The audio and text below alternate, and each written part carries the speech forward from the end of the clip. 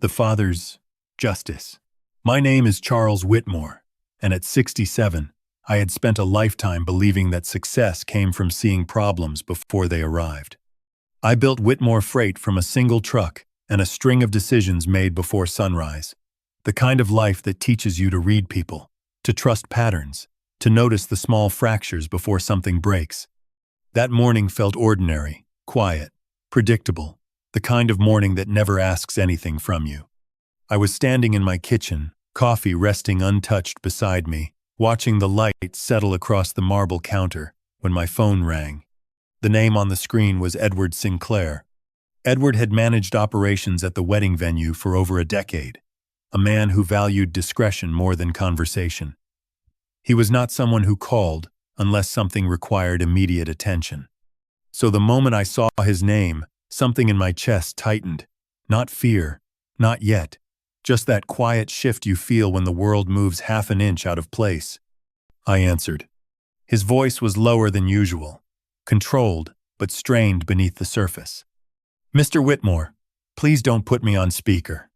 That alone was enough to silence the room around me. He paused, as if choosing each word carefully. We reviewed the security footage from last night, from one of the private rooms after the reception. I didn't speak. I didn't interrupt. I simply listened. Then he said the only thing that mattered. I think you need to see this yourself, in person. A longer pause this time, heavier. Come alone, and don't tell your wife. The line went quiet after that, but the words didn't leave. They stayed, suspended, somewhere between reason and instinct. I stood there for a moment, the phone still in my hand, the morning suddenly unfamiliar. The house was silent, too silent. From the next room, I could hear Margaret moving softly, the faint rhythm of something ordinary, something practiced, something I had trusted for years without question. 38 years of marriage teaches you a certain kind of certainty, or at least the illusion of it. But in that moment, standing there with Edward's words echoing in my head, I realized something I couldn't quite name yet, had already begun to unravel. Edward didn't say much when I arrived. He didn't need to. He led me through a quiet service corridor, past stainless steel doors and the faint echo of a place that had only hours ago been filled with laughter, music, celebration. Now it felt hollow, like something important had already left the room. He opened a small security office and gestured toward the monitor. No explanation. No warning. Just a single click as the footage began to play. The timestamp read just before midnight, long after the last guest had gone home. The private dining room was supposed to be empty. Then the door opened. Margaret walked in. Not slowly, not carefully, but with a confidence I hadn't seen in years.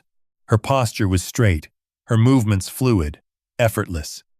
Just hours earlier, she had leaned into me during the reception, her hand resting lightly on my arm, her voice soft with emotion as she spoke about family, about legacy, about everything we had built together. But this woman, the one on the screen, she moved differently. No hesitation, no warmth, no trace of the woman I thought I knew. She crossed the room and poured herself a glass of champagne, as she belonged there in a way that had nothing to do with the evening we had just hosted. A minute passed. Then the door opened again. Henry Collins stepped inside. 8 years. That's how long he had worked beside me. 8 years of numbers, reports, and decisions made with quiet efficiency. He had sat across from me in meetings, reviewed every account, every transaction that passed through the company. I trusted him, not just with business, but with the kind of details you only share when you believe someone is steady, dependable, aligned. Margaret handed him a glass. They didn't greet each other like strangers. They didn't hesitate. They simply settled into the room, as if this moment had been waiting for them. Then she spoke. To the man who never looked up long enough to see what was right in front of him. They clinked glasses. I felt something shift inside me. Not sharp, not explosive, just a quiet, precise detachment. The conversation that followed wasn't rushed. I wasn't nervous. It was calm, almost relieved. They spoke about the house, about the transfer, about how easily everything had been handed over. Then Henry said something about timing, about paperwork, about making sure everything was in place. Margaret nodded, thoughtful, composed. And then she said it. We just need him to stay on his feet long enough to sign everything. A pause, a sip of champagne. After that, his heart can do whatever it wants. No anger, no bitterness, just certainty. The room on the screen stayed still after that, but inside me, everything had already gone quiet in a way I had never experienced before. Not shocked, not grief, something colder, something clearer. I didn't ask Edward to stop the footage. I didn't need to.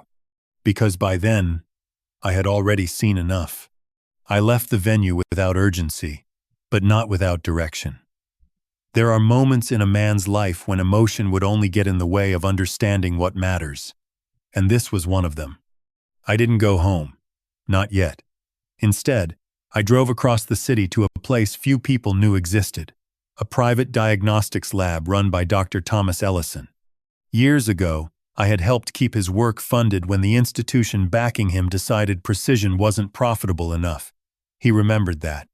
More importantly, he was a man who didn't ask unnecessary questions. When I walked in, he looked at me once and understood this wasn't routine. No paperwork, no delays, just a quiet nod and a chair already waiting. I rolled up my sleeve and watched the needles slip into place, the dark red filling the vial with a calm that felt almost detached from the rest of me. We didn't speak much.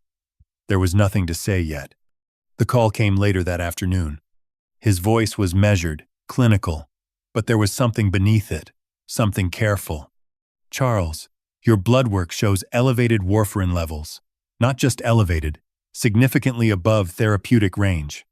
I didn't respond immediately. Warfarin isn't something that appears by accident. It doesn't drift into your system unnoticed. It's introduced deliberately, in controlled amounts. Too much of it, and the blood loses its ability to clot. Too much, and a simple fall, a spike in pressure, even a bad night's sleep, becomes something final. I'm not prescribed anything, I said. I know, he replied quietly. That was the moment everything aligned.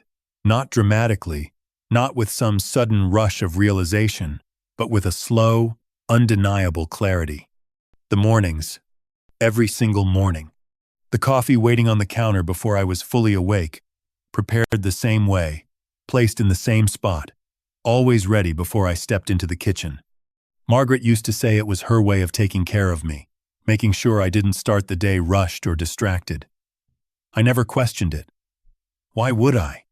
Routine builds trust, and trust blinds you to the things that repeat too perfectly.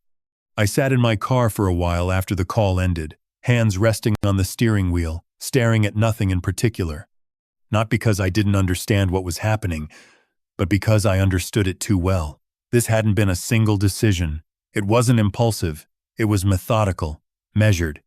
Something planned over time, adjusted, refined, until it became invisible. Every cup I drank, every morning I thanked her without thinking, every moment I believed I was being cared for, had been part of something else entirely. That's when the silence inside me changed. It wasn't just cold anymore.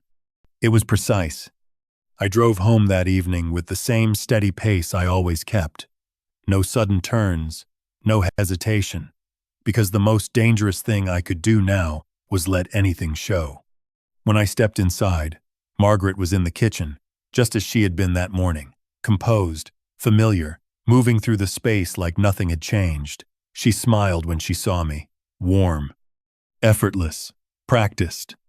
I kissed her on the cheek, and for the first time in 38 years, I understood that gesture meant nothing. The next morning, the coffee was there again, exactly where it always was. Same cup, same place, same quiet illusion of care. I thanked her, carried it into my study, and set it down without drinking. When she stepped out to check the mail, I poured it into the sink and replaced it with water. No noise, no trace. I did the same thing the following day, and the day after that. Routine, replaced by control. That was when the counterattack began. Not loud, not reckless, quiet, methodical. The kind of response that doesn't react. It observes. I ordered a button camera, small enough to sit unnoticed against a shirt, the lens no larger than a pin. It arrived in plain packaging, nothing that would draw attention. I tested it once, then started wearing it. Every conversation became evidence. Every word. Recorded. But more than that, every silence started to matter. The pauses, the glances, the way Margaret would look at me when she thought I wasn't paying attention. Not with concern, but with calculation. It was subtle. It always had been. That's why it worked. Trust doesn't break all at once. It erodes, slowly, beneath the surface, until one day you realize there was nothing solid left to stand on.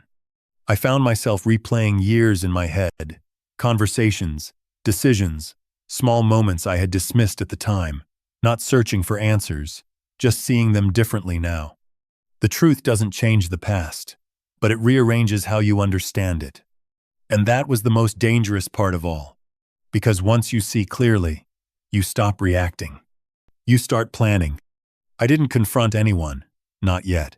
There's a difference between knowing the truth and proving it, and I needed to understand how far it had spread. So I started with something simple, a conversation. I asked Charlotte Pierce to meet me for lunch, nothing formal, just the kind of invitation a father-in-law makes when he wants to include family in decisions that matter. She arrived on time, composed, confident, the kind of presence that suggests she already believes she belongs wherever she sits. We talked about the wedding, about the future, about how quickly things were moving. Then, carefully, I shifted the conversation. I told her I had been thinking about restructuring the company, about creating a more accessible family model, something that would allow Andrew to step into a larger role sooner rather than later. At first, she was cautious, listening more than speaking, measuring her words. But greed has a way of outrunning patience. Within minutes, her tone changed, subtly, but enough. She leaned forward, her voice lowering just slightly, as if we were discussing something intelligent, something strategic. She suggested consolidating control, placing assets into shared accounts. For efficiency, she said. For stability. For the future. I asked her what she meant by the right time. She smiled. When you and Margaret are ready to fully step back. She said it lightly, but not carelessly. There was expectation in it, assumption, as if what I had built over 30 years was simply something waiting to be handed over, not something earned. I didn't argue. I didn't correct her. I just listened and let her keep talking. The camera recorded everything. Later that week, I saw Andrew, my son, 34 years old, standing in the shadow of decisions he had never truly made for himself. I gave him the same opening, spoke about stepping back, about trusting the next generation. He didn't ask questions. He didn't hesitate. He agreed. Not because he understood the weight of what I was offering, but because he expected it. That was the moment it became clear. This wasn't just betrayal. It was entitlement. Charlotte saw the company as something to acquire. Andrew saw it as something to inherit. Neither of them saw it for what it was. Something built, something carried, something earned, one decision at a time. And worse than that, when the line was crossed, when the door was left open, Andrew said nothing. That told me everything I needed to know. I brought everything to Catherine Blake the moment the pattern was clear. Not because I needed confirmation, but because I needed precision. Catherine didn't deal in assumptions. She dealt in evidence. When I placed the footage, the lab results, and the recorded conversations in front of her, she didn't react. She assessed. That was why I trusted her. No emotion, no hesitation. Just a quiet understanding of what needed to be done next. She made a few calls before I even left her office. By the following afternoon, a forensic accountant was already inside the company's financial records, moving through years of transactions with the kind of patience that uncovers what others overlook. Numbers don't lie, but they do hide, especially when someone knows exactly how to move them. 2 days later, Catherine asked me to come in. The documents were already laid out when I arrived. Columns of dates, amounts, account paths, everything arranged with a clarity that left no room for interpretation. She walked me through it slowly, not because I needed help understanding, but because every detail mattered. Over 14 months, Henry Collins had moved just over $210,000 out of the company, not in large transfers, never anything obvious. Small amounts, spaced carefully, routed through 3 separate shell accounts designed to look like routine operational adjustments. It was clean, deliberate, the kind of work that doesn't happen by accident. But that wasn't the part that mattered most. What mattered was the consistency. This wasn't a mistake. It wasn't pressure or desperation. It was planned. And planning like that doesn't begin when an opportunity appears. It begins long before that, when someone decides they will eventually need a way out, or a way forward, without you. Catherine leaned back slightly and folded her hands. Based on the patterns, this likely goes back further than 14 months, she said. What we're seeing here is just what he thought was safe enough to move. 8 years. 8 years of Monday meetings, year-end reviews, handshakes, and quiet trust.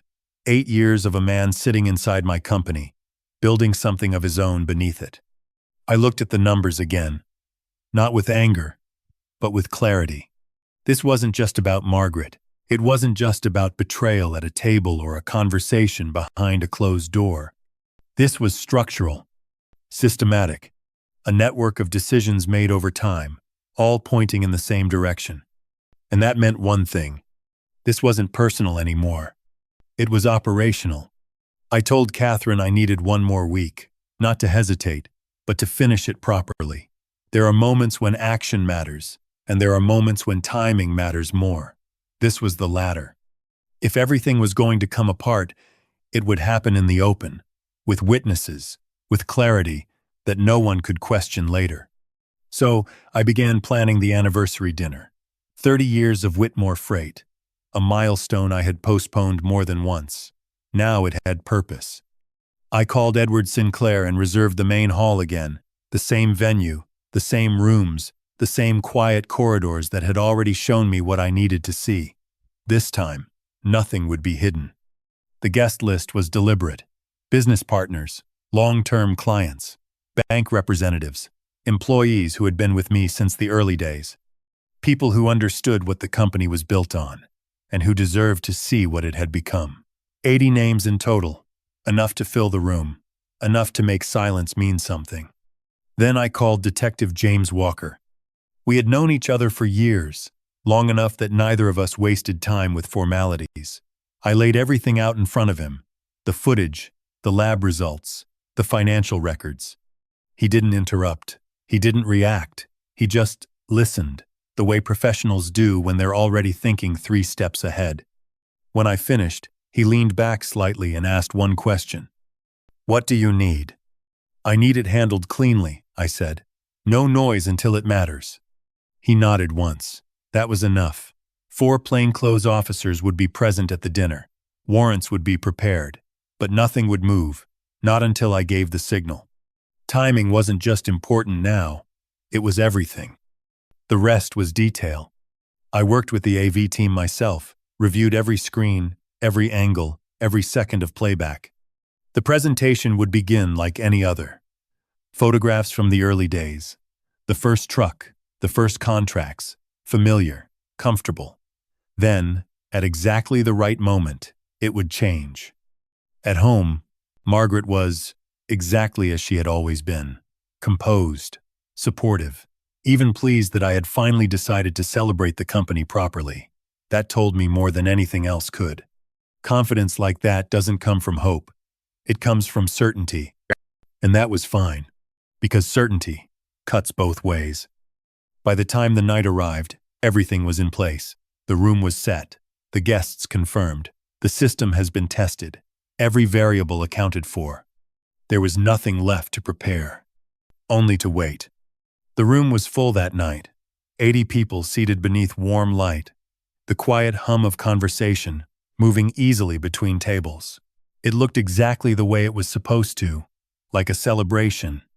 Margaret moved through the room with practiced grace, greeting guests, smiling, placing a hand lightly on shoulders as if she had always belonged at the center of everything we had built. Henry arrived later, composed as ever, taking his seat without drawing attention, just another familiar presence in a room that trusted him. I let the evening unfold naturally. Dinner was served. Glasses were raised. Stories were shared.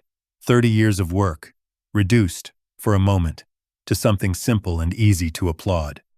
Then, after the main course, I stood. The room quieted the way it always does when people expect something familiar.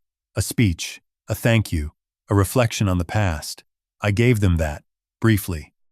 I spoke about trust, about consistency, about the people who show up and do the work even when no one is watching. I kept it measured, calm, exactly what they expected. Then I turned to the AV technician and nodded. The lights dimmed. At first, nothing changed. Old photos filled the screen. The first truck, the early contracts, faces from years ago when everything was still being built. People smiled. Some even laughed quietly. It was comfortable. Predictable. Then the footage cut. The private dining room appeared. The timestamp in the corner. The door is opening. Margaret stepped inside. The room didn't react immediately. Not yet. Confusion moves slowly when people aren't sure what they're seeing. But as the seconds passed, as Henry entered, as the conversation began to unfold through the speakers, that confusion shifted. It became recognized. Then something heavier. Silence spread across the room, not forced, not sudden, but absolute. Margaret stood. Charles. Her voice was sharp now, controlled but cracking at the edges. Turn that off. I didn't look away from the screen. Sit down, Margaret. She didn't.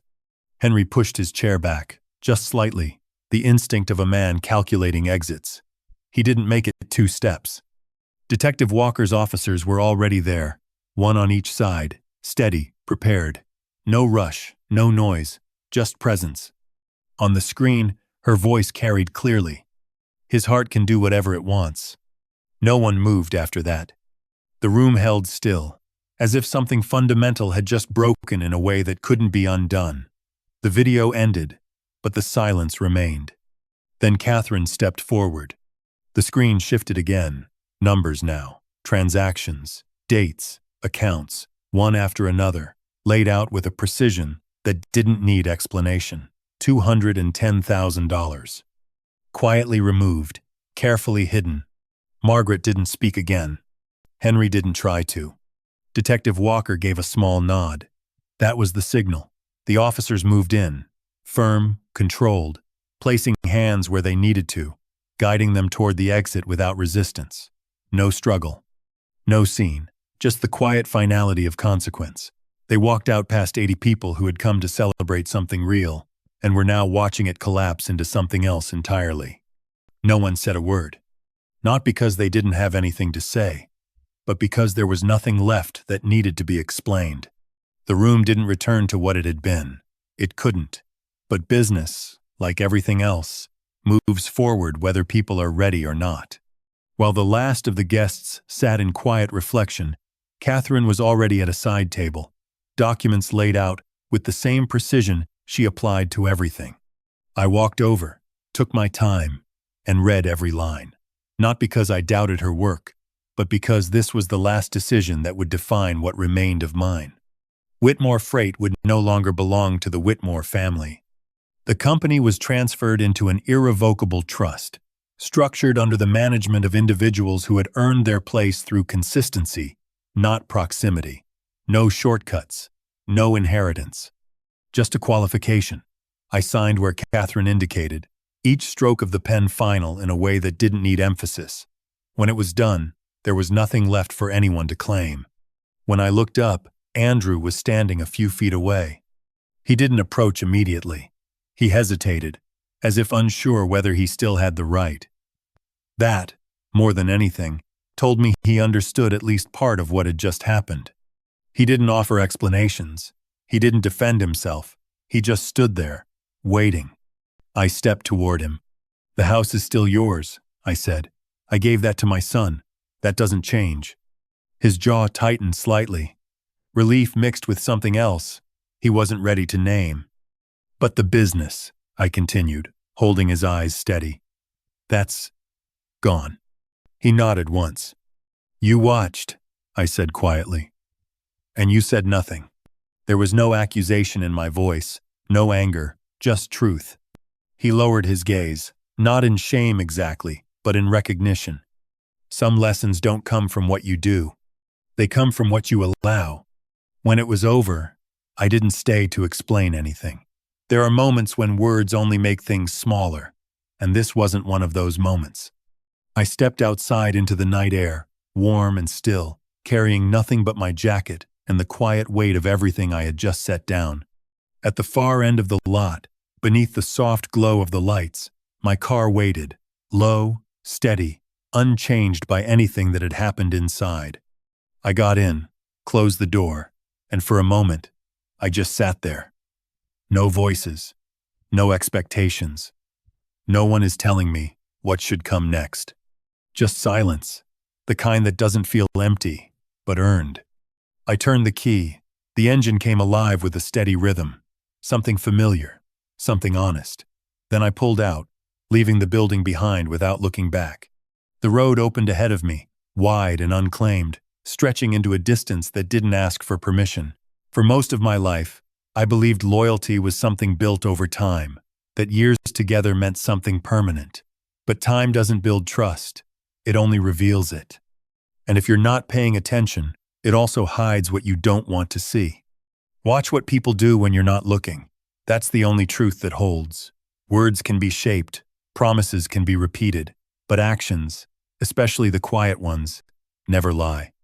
Money can build comfort. It can create the illusion of stability, but it cannot buy loyalty, and it will never earn respect on its own. And sometimes, the hardest thing a man can do isn't starting from nothing.